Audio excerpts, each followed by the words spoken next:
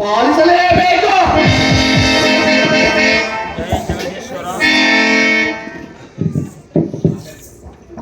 ಆಗಲಿ ತಂದೆ, ನಿನ್ನ ಹಬ್ಬ ನೆರವೇರಿಸಿ ಬರುವುದರೆ ಸ್ವಲ್ಪ ತಂದೆ ತಂದರೆ ಜೈ ಪರಮೇಶ್ವರ.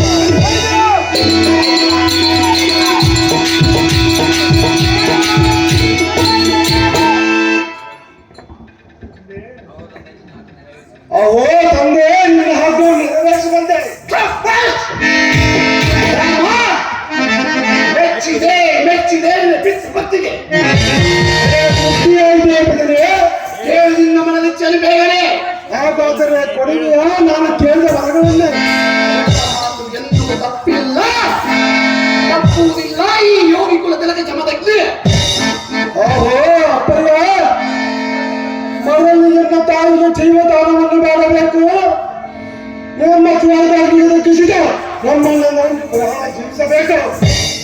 ಮೂರನ ವರವೇನೆಂದರೆ ನೀವು ನಿಮ್ಮ ಕ್ರೋಧಾಗ್ನಿಯನ್ನು ಬಿಟ್ಟು ಸ್ವಲ್ಪ ಚಿತ್ರರಾಗಿರಬೇಕೆಂದರೆ ನಡೆಸಿಕೊಡಲಿಯಾ? ನಾನು ಕೇಳಿದ ವರಗಳನ್ನೇ.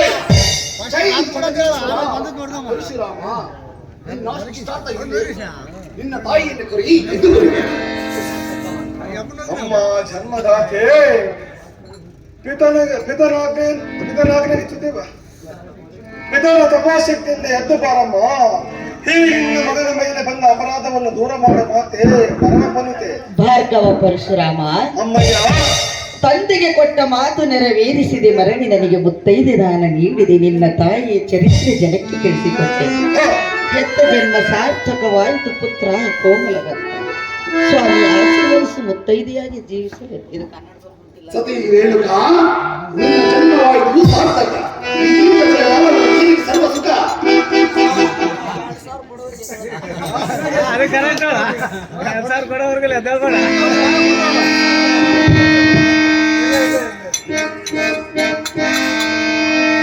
ಓಹೋ ಅಪ್ಪಯ್ಯ, ಅರ್ಥನನ್ನು ತಮ್ಮಲಾದ ರೇಣುಕಾದೇವಿ, ನಿಮ್ಮಲ್ಲಿ ಕಂದನ ವಿಜ್ಞಾಪನೆ ಏನೆಂದರೆ ಪಿತನಾಗ್ನಿಗೆ ತುದಿ ಬಾರದಂತೆ ತಾಯಿಯನ್ನು ಕೊಂದು ಪಾಪ ಚಿತ್ತಕ್ಕೆ